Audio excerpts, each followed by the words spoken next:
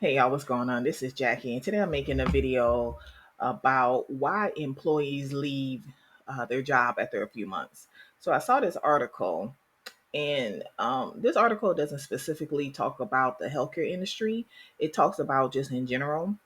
But it was a research study that was done by the Corn Ferry, and they were trying to figure out why do people leave jobs within the first few months or within a year of starting a job.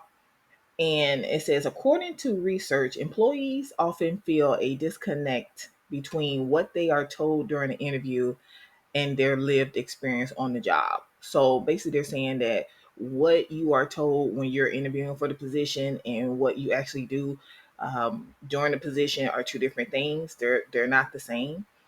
And it says employees who left in their first year cited reasons for, like a lack of friendly or helpful coworkers, unexpected hybrid working or shifting patterns, and feeling out of sync or uncomfortable with the company's culture or purpose. So it's not that I don't agree that those are like reasons why people leave. That's not the main reason why people leave. Okay.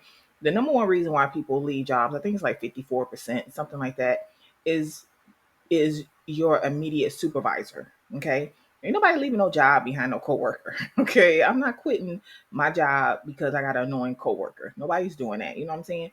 They leave because of the immediate supervisor, the immediate manager. That's the reason why they leave.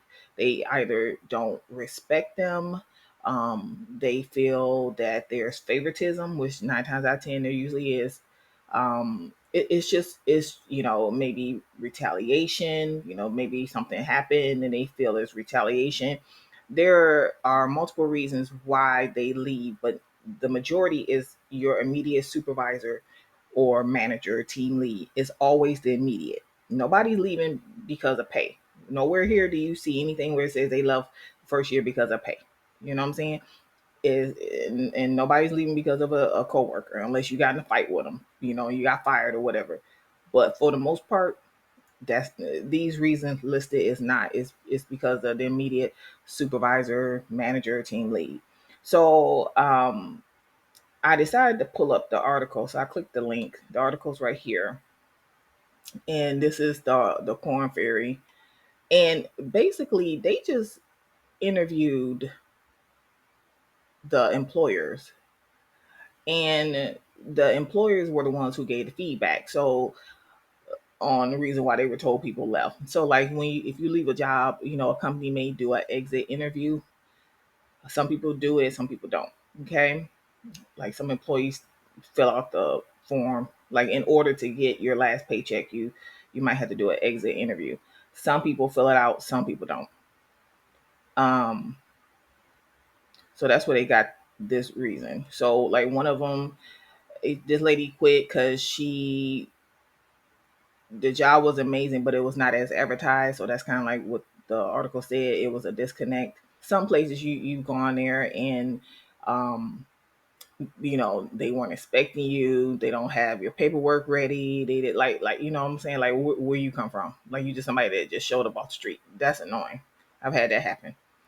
Some people because of the hybrid situation. So and this is just more like a recent thing because remote working, that's a I mean people have done it, but it's more of a thing now. So you had a lot of people who during the pandemic they worked in a job, then they went home, work from home, and now these companies want the people to come back to the office, or they're trying to do a hybrid where you're in the office a few days a week, you're at home a few days a week, and people are leaving because of that. Now I would leave a job for that. If I'm used to working from home, because I'm that type person. I like to not be bothered. I would love a work from home job, and yeah, I mean I would go in, uh, every now and then, but I wouldn't want to be like 3 days. I mean, I don't know. I might do it 3 days a week at home, 3 days a week, 2 days a week at work. I don't know. I might do that, but that's one of the things you're having. You're having a lot of people leave because of that. Let's see. Let me go. Let me see. Let me get to page 13. So this was just talking about things that employers could do, and it's just to, and they talk about brand. What another thing? Let me go back to this article. It this article, it says employees weren't really understanding what is the brand of the company that I'm working for. What is the value proposition as an employee that's available to me? Like I said, ain't nobody leaving no job because of no brand and all that stuff. Because like at the hospital, they one of their propositions, like the slogan. What's the word I'm looking for? I just, oh my god, I can't think of it. But anyway, it was about like a commitment to quality care and all that stuff, which I personally think they did a good job. They lived up to it. Nah, they did other silly stuff, but yeah, here it is. The job doesn't match the role, like the job requirements in actual job that you do, it doesn't match. So that's one of the reasons people gave for leaving a job, and we've all seen that. I think what a lot of companies could do is when they interview, like once you get past the HR and you go to the hiring manager, you need not to only have a hiring manager, but you need to also have someone who is in that position. So if you're a nurse, now a nurse, the hiring manager 9 times out of 10 is a nurse, but how long has it been since they did bedside nursing? You know what I'm saying? Like that, you have to take that into account. If it's been a while since the hiring manager has been a bedside nurse, then yeah, you might want to get a nurse that is actually on the floor in the interview process so they can be real and tell what's about to go on up in here. Okay. Same thing with a unit secretary, a hiring manager, because everybody thinks that all the secretary does is just answer the phone and just sit there and be cute, when the unit secretary does way more. So having a unit secretary sit in on the interview process, to fill the position of another, unit secretary position, that's what they should do. I know when I got hired, I did the interview, I did HR, and then I did with the hiring manager. I think I did it with both the med surge and the ICU. I don't think it was anybody else in the interview, but I know after they started doing that, because I know they did it when I was on the med surge. They were doing it with the CNA because they had anyway. One of the CNAs, she anyway. Let me hush. Let me get off of this with my blood pressure. Um, it also talked about how the job requirements doesn't give a accurate picture of the day to day duties. So that's what the people are talking about. It doesn't tell you. So it says, "Oh, you're gonna do." Because like if you go to um, any job board, Indeed, or whoever, about being a unit secretary, it tells you the same thing. They all say the same thing. They might want you to have the BLS. You're gonna answer the phone. You're gonna uh, deal with the doctors. You're gonna. They literally all say the same thing, and you do way more, way more. It's so much. It's so much. I mean, it's just, and then what they list is not even what you do. You uh, anyway, you do way more, and they don't even list it. It's a big disconnect. Um, yeah. So one of the things they suggested is like to film people who already are in that position to close the gap of that disconnect where people say, you know what, this job said we do this, but we actually do this. They say, look, film the employee actually in that role. So if you're a unit secretary, film that unit secretary day, or interview them and ask them, because when you go to these jobs, like when you go to the sites and they got the employee section and they got their happy employees, because they always get the most outgoing employees. They're like, yeah, working here is great, you know what I mean, blah blah blah blah blah, and this is the best company, and then blah blah blah. Okay, but they don't tell you what a day, like what do you do there? Okay, you're IT. Like, are you the only IT? Are you the only one? uh do you get 1,000 calls? Do you get 1,000 request for emails, or how many tickets do you do a day? Like, you know what I'm saying? Like, that's what people want to know. They want to know what their day is going to be like. That's what they want to know. And these companies, they don't tell you that. They just it's a great place to work, and oh my god, but that's not realistic. That's not what people want, especially when they go to your site. Especially when they go to the site to apply. All you got to do is just put a video, record a video, put it on there where the job description is, where the people can read about the job description. That button, right above that button or right below that button where it says apply for the job, have a video there, so people know what to expect. Don't nobody care about your company value and shit. We want to know what the hell we're gonna be doing all day. That's what we want to know. Okay, nobody care about your company value. Now let me go here because I want to tell you about this. So this right here, the issue with onboarding. Y'all, I work for this company. They had the best onboarding I have ever seen in my life. Okay. When I say they did great as far as onboarding, it was the best I had ever seen. I ain't never seen no mess like this. I was like, what kind of company is this? Because because the company was here in Florida, but the owner lived in California. And so it was still in the medical field, but it wasn't a hospital. Okay. The owner lived in California, and but the company was here in Florida. And it was kind of around like startups, like Silicon Valley, right? Because they had a ping pong table and video games and stuff. Like, that shit was weird. Okay. I'm like, like, you don't play games at work, but that's just me. I'm old. Okay. And then they had the like the break room, and you didn't pay, like, you use your badge to get stuff. I'm like, hey, you really trust people? Like, you really trust people? Okay, you just use your badge, go, you get something, use your badge. Anyway, that was weird. Okay. But and I was there for almost 2 years. And the reason why I left, you want to know why I left? Because and the reason why I left, because they had a great onboarding. So when I got started, the onboarding was perfect. You would go, like, they would schedule you to go, like, throughout the first year. You would go and learn about other departments and what the other departments did within the company. And they will feed you and everything. You learn about what they do. But after 2 years, the reason why I left is because there was no, they didn't promote from within. They hired from outside the company. They didn't promote from within. And I was like, I'm not gonna be in this, because this right here, what I do. I blew past that, because y'all be like, oh my god, Jackie is, oh my god.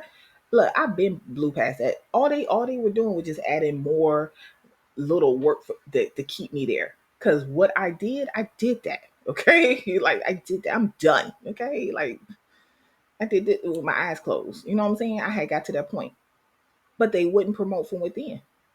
I'm like, I got all this experience. I could be over in that department. I even applied to work for the one department, which I didn't really want to do, right? But I even applied for it. And then it was like, at the end, I was like, I'm not even gonna deal with this.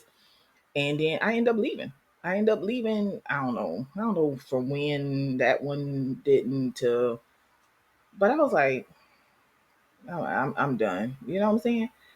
It was a while. I started using all my PTO. That's how. Once I started using my PTO, I'm about to be gone. Okay, they ain't free. They ain't get a clue. Okay, but I was PTO here, PTO there, PTO, because I was making my exit. Because I'm like, I'm being here too. I'm not gonna stay in this position. This is the entry position. Like, come on, you know what I'm saying? But they didn't hire from within. They just didn't. So like, what's the point of onboarding? They had a great onboarding. It's like they dangled a carrot in front of you, but they wouldn't promote from within. And I thought that was the craziest thing. And I had never had anything like that. Most jobs I ever worked, the onboarding was, you get hired, you do the interview with HR, you do the interview with the hiring manager, they hire you, and then they sit you with somebody, and 3 days later you're on your own. You know what I'm saying? That's the hiring process. So a lot of companies need to get with the onboarding, um, make it much better. But yeah, they it was a waste because they did not hire from within. And then let's see. This was just talking about this page is talking about the training and how maybe to start training before the like so you the person is hired, but let's say they haven't started yet. Start doing some of the training before they get there. So um, have them fill out paperwork, have them learn about the company, have videos, things like that before they get there. Which I was like, oh yeah, I never thought about that. Just learning some things about the company before they get there, so they don't feel like there's a disconnect. They don't know the company, things like that. And then this was the best right here. The one of the reasons listed was um, the disconnect between the coworkers, unfriendly coworkers. One of the things I always say when I train is that when a person is new, when they're new to a company, their senses are heightened. Okay, they are their senses. They're paying attention to everything. They're a little bit they're extra more sensitive, and because they just want to get it right. It's just something about when you're new to a job, your awareness is just higher. Okay, I tell a story about when I got hired at the hospital down here. I came in, I started that day. I did the first day, I think that like that Monday we did the orientation. I met the manager. Well, at the time, well, she was the manager. She wasn't the director yet. So she had just started. We started about the same time. She started like a month before me, and um, I met her, and then I went and did the little training because they did do a little training for the secretary. So the lady took me to the side and she showed me how to like kind of work the system. They had a book. They had a book on like some of the things because there are systems that we are gonna be working in. And so I was with her for like the rest of that day, right? And maybe that Tuesday. And then that Wednesday, I want to say I went to the floor. And when I came in that day, the night shift was still there. And they all looking at me. I still remember them looking at me like, who is that? I'm like, why y'all looking at me like that? Like, say hello, something like that. But I still remember that. And so some people they just want to, you know, it is the boss, it's the team, it's the things like that. That's one of the things I always do whenever I train anyone. I would get them, hey, I'm Jackie, I'm be with you today, just and I let them know that I'm there. I'm there for them. Like I got you, okay? We here. I'm not gonna leave you. I'm here. And then after we get situated just a little bit, then I go around, I introduce like if oh this is like say we're sitting at the desk at the nurse station. This is this is so and so, or he's a nurse, or this is so hey, because I gotta talk to folks. This is so and so, this transport, he come up here all the time, or that's so and so they respiratory, they're on this floor, so you'll see them. I introduce people. That's what I do, okay? Because that's how you're supposed to be doing. You ain't supposed to be everybody looking at them like, who is this? No, you introduce people because the transport might not introduce themselves, but you as the trainer introduce the people. You know what I'm saying? Hey, this is John Doe, he the transporter. John Doe, this is Sally Sushi, one of our new secretaries. Something like that. But that's what I do. But that's just me. So just a hello from the boss. Even you know what? When I used to float, I used to go. So when I went to the floor that made all the nurses cry, you had to go back and watch the videos. Um, that guy never the director of that unit never spoke to me, never said hello to me, even though his office was like right there. Because where I always sat when I floated, because they always had two secretaries, and so I will always sit in the back. So their secretary was in the front, I was in the back at the back nurses station, and his office was right there. You know that man never said hello to me. all these years has never said hello to me, never once thanked me for coming to help their unit. Never once, never once. Okay. And then the when I worked on the med surge floor, the floor directly under us, my mom, because my mom used to work there because my mom's a nurse. My mom was like, that was she said it was the urology floor. I'm like, Mama, there was no urology in that hospital. She said, yes, it was because they always smell like pee. I was like, Mama, that was not the urology floor.